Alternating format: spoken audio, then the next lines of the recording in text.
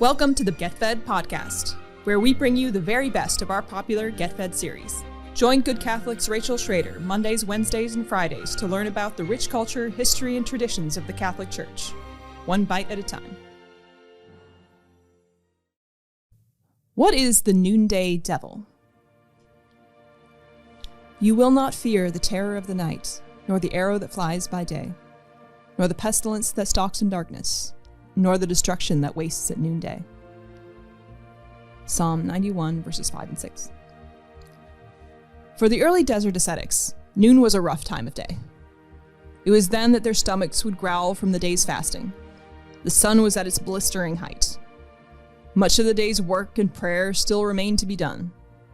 It was then that fatigue started to take hold. It was at this time that the devil would insert doubts, frustrations, and temptations to give up.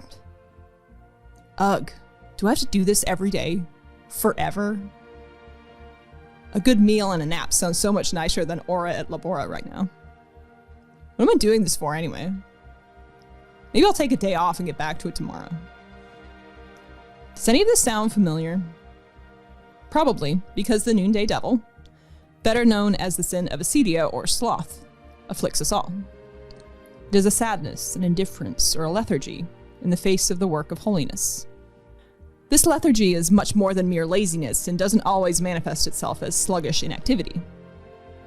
In fact, in his superb book, The Noonday Devil, Acedia, the Unnamed Evil of Our Times, Benedictine abbot Jean-Charles Naut says that there are 5 principal manifestations of acedia.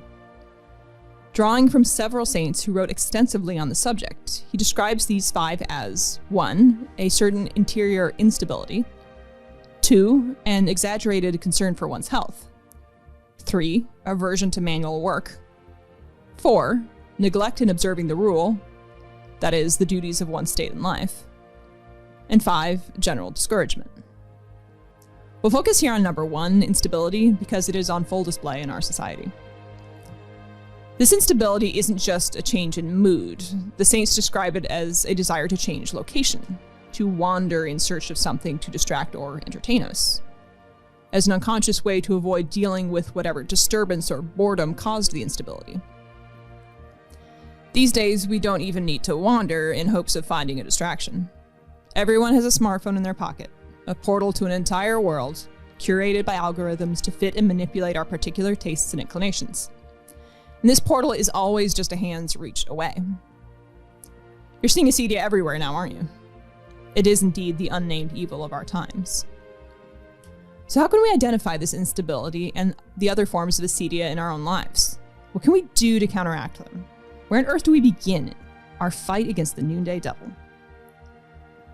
So Abbot Naut's insightful book is a great place to start, and I also recommend Good Catholic's series, Overcoming Deadly Sin, where he address acedia, which is one of the 7 deadly sins, and the other 6 as well. Sign up at goodcatholic.com.